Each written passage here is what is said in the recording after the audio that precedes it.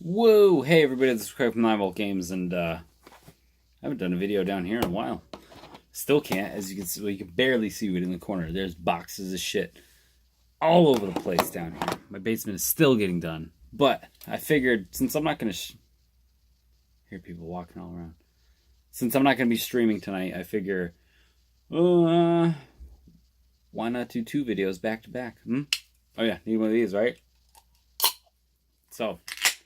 First one we're going to do is, well, you already know what the title is, but cheers. Oh, by the way, what are you drinking, right? I figured out through the streams, I told this a long time ago in the streams, but if you're a regular viewer, if I tell you that Two Roads beer is delicious and I don't have any kind of contract with them, YouTube's not allowed to slap an advertisement on my video without my permission. Boom.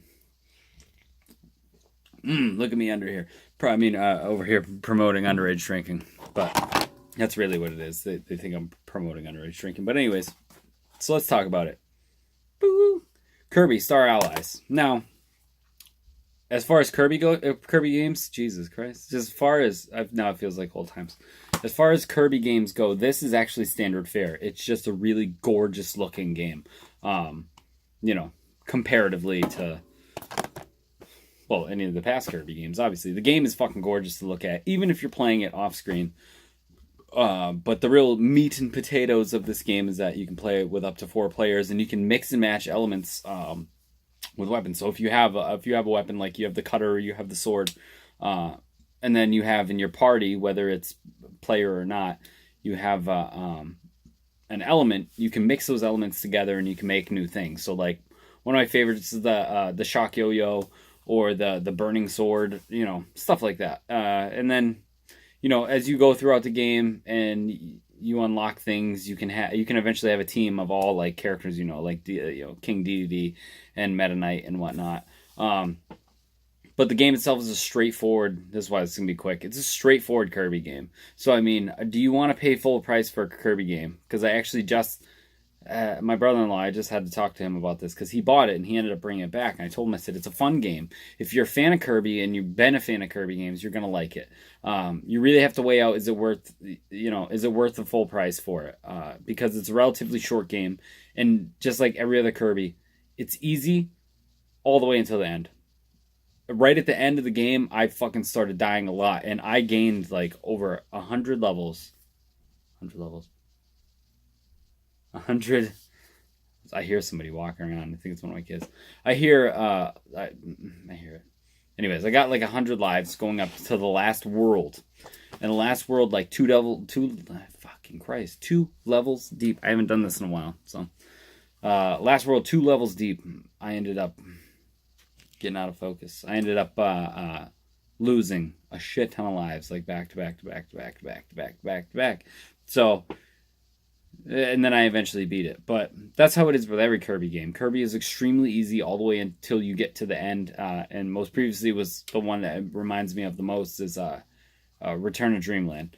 And Return of Dreamland was the same thing. All the way up until the final boss, I didn't die. And the final boss destroyed me multiple times.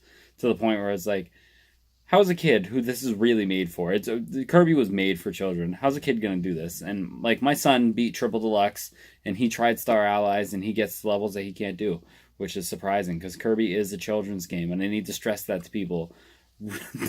Kirby is a children's game. Kirby and the Yoshi games are made for children. That's why most of them have a no-fail mode.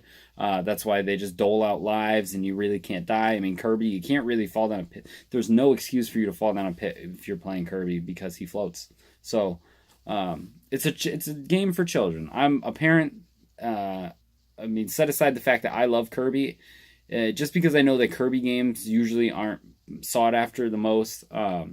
They become rare by default because they don't do a lot of them. I think the fact that, it's an earlier title on the Switch, I think it's going to sell well. So I think you might actually see a price drop in it, at least cut to half. I would wait for a price drop unless you got kids and it's a game that you want to play co-op with them. So that's my official Kirby Star Allies. It is fun to mix and match with them though. But that's it. I mean, it's a straightforward Kirby. Do you like Kirby? Yeah, they didn't change anything. They added a couple things, They didn't change gameplay drastically, which actually is something you got to be concerned about with a Kirby game, because sometimes you'll get excited for Rainbow Curse, and then you realize it doesn't work as well because it was between a screen and a TV screen and not a DS. But I digress. It's a straightforward Kirby game. It's fun. Don't let the name under it fool you. Like I said, they didn't really change anything. They only added some things, which you could actually play through the game without utilizing like anything, except for the parts where you have to get past. All right, I'm just dragging on. Thank you guys for watching. I'm going to do another one. So I'll be uploading 2 today, 1 today, 1 tomorrow. This is very bubbly beer. Boo-hoo. Thank you guys for watching.